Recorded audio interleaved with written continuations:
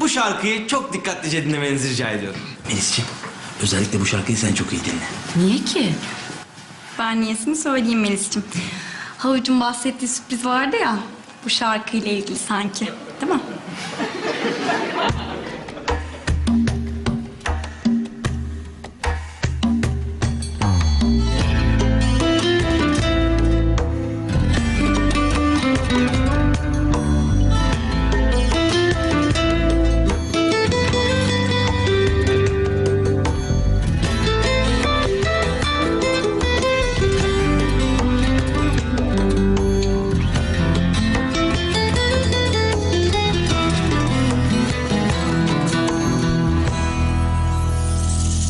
Her yağmur yağdığında içimi sensizlik sarıyor. Aklım hayır dese de gönlüm el vermiyor. Her yağmur yağdığında sesin kulağıma geliyor. Bilmeden sevdiğimi merhaban ağır geliyor.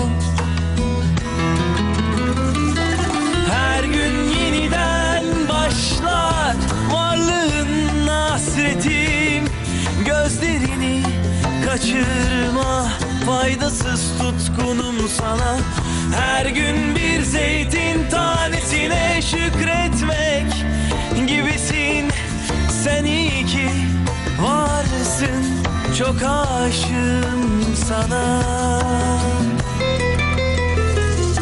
Her yağmur yağdığında kokun buram buram odamda, hiç tutmadığım ellerin işte o an avucumda.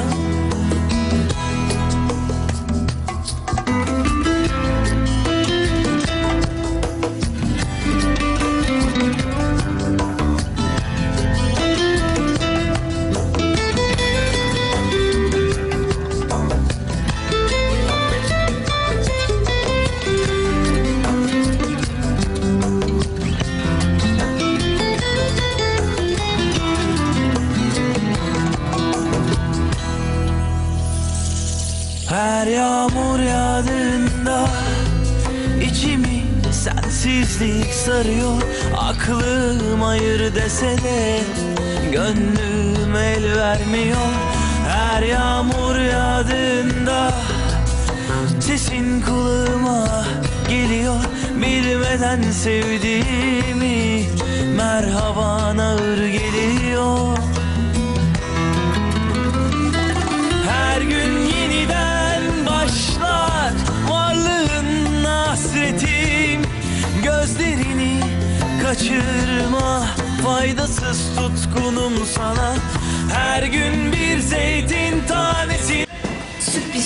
Sürpriz dedim, bizi taş fırına getirdin ben. Ya dışarı dediniz, burası da dışarısı. Canlı müzik dediniz, işte size canlı müzik. Bende yalan yok, ne dediysem o. Mikrofonun başındaki Emre değil mi? Yıl sonu partisi var demişlerdi.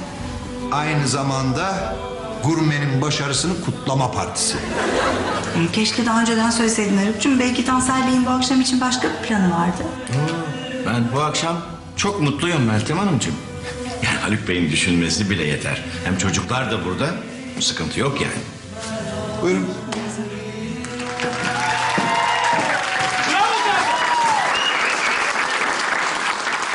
Bu şarkı benim için çok özel ama buradaki bir kişi için çok daha özel. Melis, bu şarkı senin içinde. Bu şarkıyı yazarken Melis'ten ilham aldım. Bravo! Bir dakika. Ne oluyor burada Emre? Kanser amcacığım, açıklayabilirim. Emreciğim, ne demek evladım Melis'ten ilham aldım? Yani şöyle... Şöyle açıklayayım. Yani biz sanatçılar önümüze gelenden ilham alırız canım. Yani bugün Melis'ten aldım, yarın Ece'den alırım yani. Hatta bundan önce bir şarkımız vardı, adı Ecem'di. Onu da mesela Ece'den ilham aldım. Babacığım, Havuç bir sürprizi olduğunu söylemişti. Sürpriz de bu şarkıymış. Yani çok da güzel söyledin ayrıca. Teşekkür ediyorum Havuç. Ben teşekkür ederim. Evet. İyiymiş o zaman. Tamam. Sıradaki şarkımıza geçeyim ben o zaman. Arkadaşlar plan değişti. Hoş geldiniz. Oğlum nerede kaldınız? Anca geldik abi. Acayip trafik vardı. Sen geldiğimize dua et. Tansu abi tebrik ederim seni. Evet ben de tebrik ederim. Sağ olun, çok naziksiniz efendim. Hoş geldin. Hoş bulduk. İyisin değil miydin? Hadi müzik başlıyor. Beğendiniz mi Haluk'un sürprizini? Bütün gün buradaydım ama yine de zorla getirdi bizi buraya. Güzel jestti bence. Oo, siz daha devamını görmediniz. Devamı da mı var? Ya olmaz olur mu? Tansan amca gelip kesmeseydi burada ne atraksiyonlar olacaktı biliyor musunuz? Ay çok merak ettim şimdi ben ya. Bu şarkımı da babamdan esinlenerek yaptım. Kendisi benim için çok önemlidir. Yıllar önce bana telefon almamıştı. Telefon diye bir şarkı yazmıştım ben de o zamanlar. Şimdi onu size söyleyeceğim. Çıplak sözle söyleyeceğim lütfen. Davul girebilir. Şifresini yanlış girdim, artık SMS'im olmayacak. Kapsama dışı görünüyorum, artık beni kim kapsayacak? Kontörünü az mı girdin çaldın?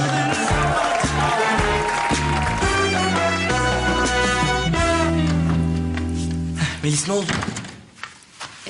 Havuç ben teşekkür etmek istedim. Yani hem şarkı için hem de bu gece için. Rica ederim Melis'ciğim, ne demek? Bana söylemek istediğin başka bir şey var mı?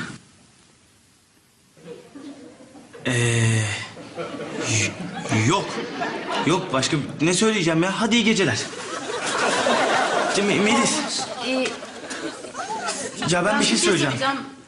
Sen söyle. Yok sen söyle. Yok ya sen söyle. Yok sen söyle ya. Ben söyleyemeyeceğim galiba. Ya Teo dedi ki Ne dedi? yani senin bana sürprizin sadece şarkı değilmiş.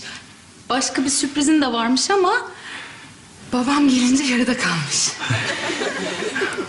Tabii. Vardı benim de bir sürprizim var. Tabii de söyleyeceğim. Melis, ben Efendim babacığım. Hadi kızım, geç oldu. Tamam geliyorum. iyi akşamlar Tansel amca. Sana da Emre'ciğim. Yani istersen git, baban kızmasın. İyi geceler. İyi geceler.